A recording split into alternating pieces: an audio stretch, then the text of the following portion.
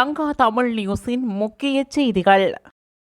யாழ் நகரில் கெரோயின் போதைப் பொருளுடன் இளைஞர் ஒருவர் இன்று காலை கைது செய்யப்பட்டுள்ளார். வண்ணார் பண்ணையைச் சேர்ந்த 27 வயதான இளைஞனே இவ்வாறு யாழ் மாவட்ட குற்றத்தடுப்பு பிரிவினரால் கைது செய்யப்பட்டார்.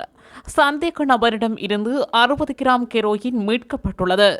யாழில் நீண்ட காலத்தின் பின்னர் கைப்பற்றப்பட்டு பெருந்தொகை கெரோயினாக இது கருதப்படுகிறது. சந்தேக நபரை தடுத்து வைத்து விசாரிக்க போலீசார் நடவடிக்கை எடுத்துள்ளனர்.